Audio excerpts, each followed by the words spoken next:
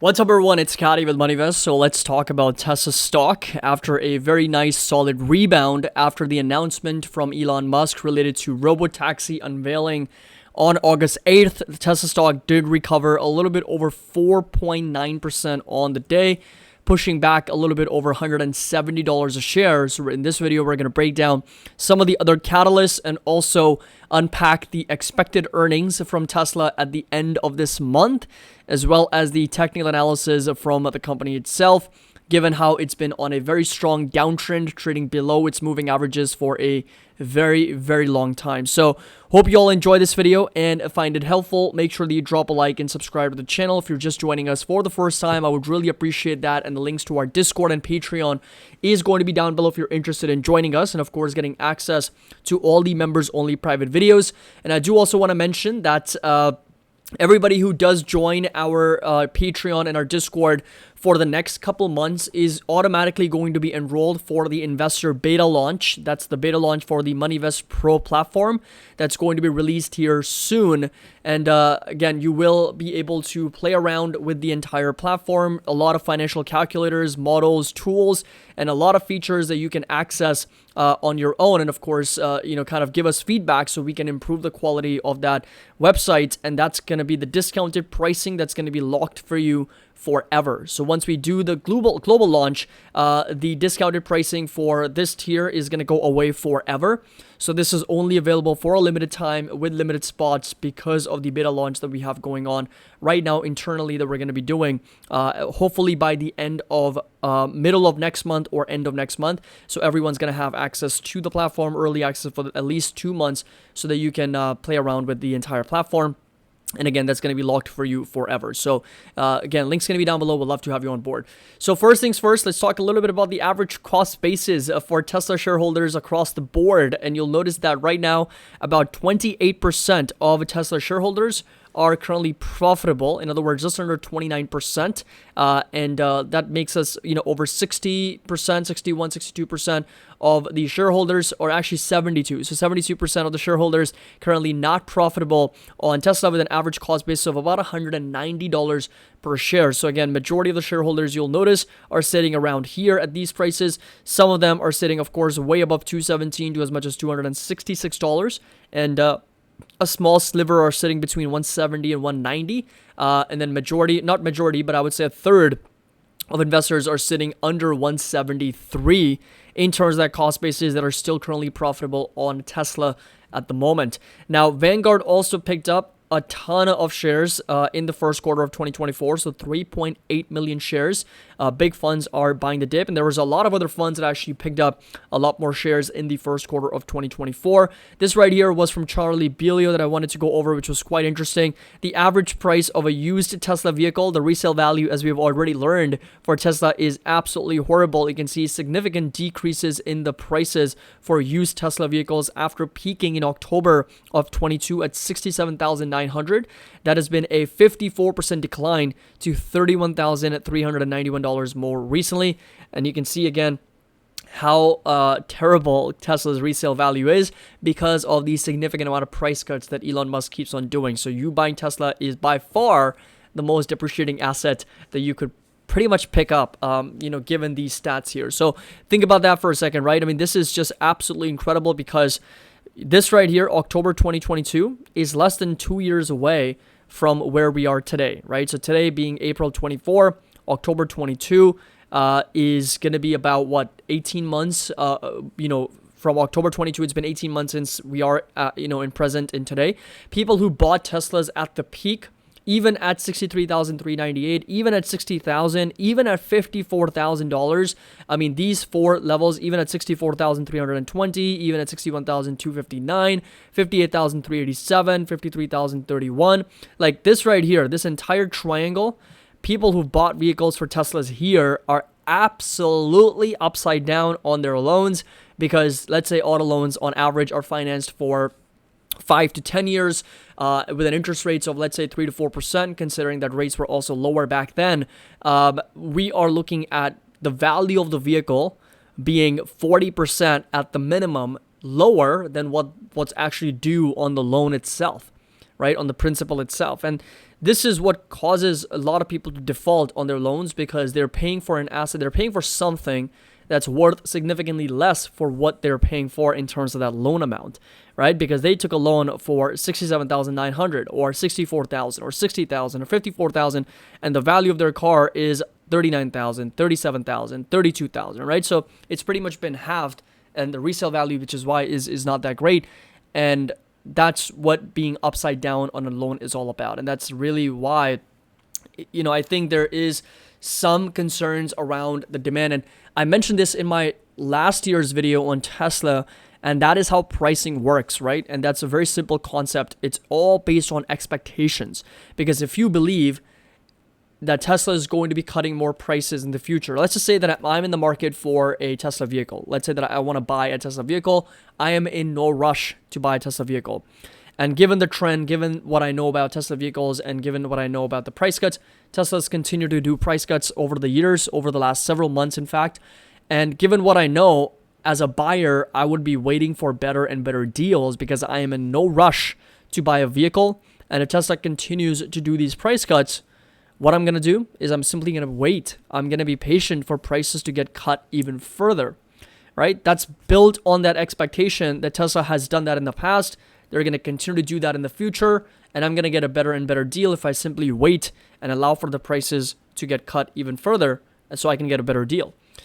The opposite is also true, right? If I believe that Tesla's been raising prices every single month, every single week, every single year, if I know that over the last 6 months prices have gone up for Tesla vehicles, I'm going to try to buy it as quickly as possible because I don't want to pay a higher price in the future. If I know Tesla's done that in the last 6 months, and it's all built on expectations, and I believe that Tesla's going to be raising prices in the future as well, then I will be buying it as early as possible because I don't want to pay a higher price.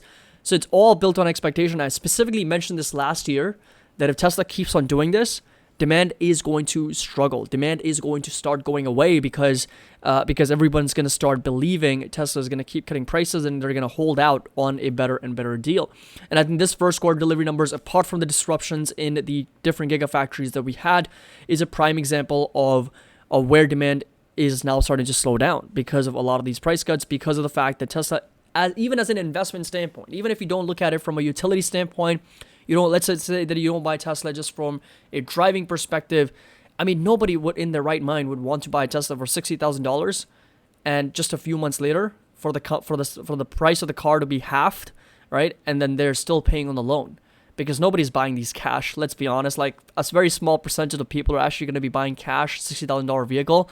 Most people are financing these vehicles, and this is a big concern. This is a big deal because Tesla needs to kind of validate some floor for their vehicles that we're not going to go below a certain price. And this in itself is a big concern from a demand standpoint. Now, Gary Black mentioned that our view on Tesla is that investors will not get excited about the 8.8 robotaxi unveil until Tesla can provide assurance that FSD will be 99.9% intervention free, so no human intervention required, and that Tesla is prepared to assume liability for injury or damages to appease regulators tasked with granting robotaxi licenses. And we expect Tesla to guide down a fiscal year 24 delivery growth to near zero on the first quarter earnings call, currently 1.96 million. That's a 9% growth year over year, which could further reduce the entire 2024 adjusted EPS estimates from 285. That's down 27% year to date. If Tesla signals that $25,000 compact may be delayed past 2026, we expect long-term volume growth plus 17% CAGR to 5.3 million deliveries in 2030, and adjusted EPS growth of 22% CAGR, $12.70 in 2030, to be reduced further, which could pressure Tesla's 2024 fiscal price to earnings, currently 57, which has been relatively stable in the past 12 months. And this right here is basically the last 12 months worth of earnings multiple here on Tesla at 57, which is heavily kind of built into the idea that Tesla is going to be able to, number one, solve FSD, right? Because Tesla in itself, as a car company, we all know it does not deserve a 57 to 60 times earnings multiple, right? An electric vehicle company just selling cars does not deserve, in my opinion, 57, 60 times earnings multiple. And that's me being bullish on Tesla and being objective and realistic on the expectations. Number one, FSD, very, very important. Number two, delivery numbers for 2024. If they can get 1.92 million, that's fantastic. If they guide down, That's a huge sign for concern that demand is slowing down. And that's, again, going back to our conversation around resale values on Tesla, upside loan amounts, and then, of course, price cuts, and not to mention the disruptions in the gigafactories, the macro environment with higher interest rates, so financing has become even more difficult. So all that are potential headwinds for Tesla's demand here, and the lack of $25,000 vehicle delayed significantly past 2026. So all these are factors that could significantly lower earnings estimates for 2024, which of course in the short term can be concerning. And again, be mindful of the words that I'm choosing. Short term, okay? Not long term, short term, because short term can be a problem for Tesla, considering that there's a lot of headwinds that I just mentioned, in the video here with price cuts and macro headwinds and interest rates and whatnot.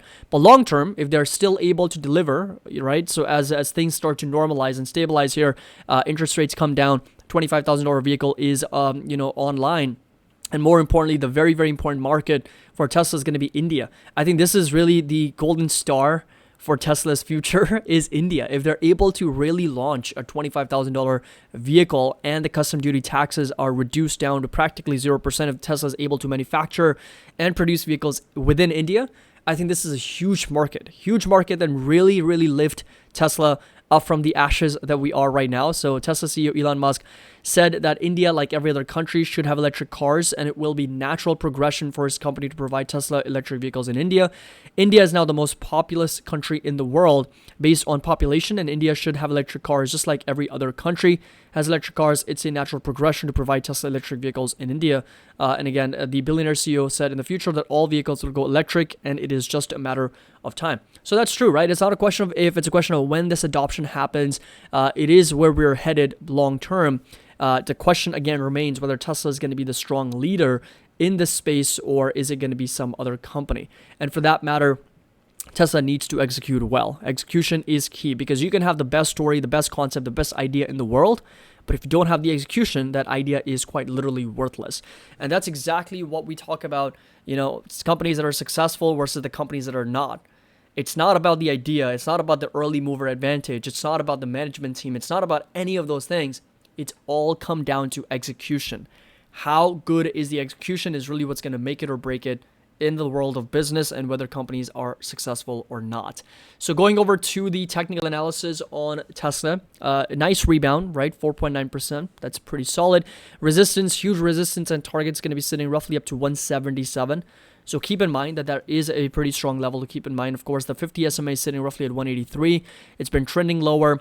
Of course, we crossed back below the 200 simple moving average. So we got lots of resistance levels to break out of. Lots of supply. I mean, the bottom line is the trend is so weak for Tesla right now that it's just not able to reverse that trend. Every time we get up to that level, we get knocked right back down. So first resistance at 177 to 180. Second resistance at $204 to $205. Third resistance at 240. So you got multiple levels to break out of before Tesla can finally confirm a trend reversal. And of course, start making some higher highs and higher lows. But until that happens, again, I think we need to be super cautious and careful with where Tesla and how Tesla's been trading. So that's the overall analysis. Even on the weekly time frame, you'll notice that we are starting to become oversold here on the RSI, the MACD, and of course, the L3 banker oscillator as well. So there is possibility for a reversal considering how oversold we are, but the trend is so weak that we really do need to see some breakouts and some higher highs on heavy volume before I can confidently say that, okay, Tesla is now starting to push to the upside. There's potential for more upside, considering that we're going to be making some higher highs and higher lows. But until then, keep a close eye on the support level in the 150s. Very, very important level to keep in mind. So hope you all enjoyed this video and found it helpful. Make sure to drop a like, and don't forget to subscribe to the channel, and links to our Discord, Patreon is going to be down below. Again, everybody who does join right now and of course becomes a member, and all the existing members, all of you will have the early access to the beta launch of the MoneyVest Pro platform. This is going to be an internal launch for all the members for the first 2 months to gather feedback, and this discounted pricing will be locked for you forever and will not change for the course of the lifetime of the company. So again, links going to be down below if you want to join. As always, happy investing, and I'll see you all in the next video.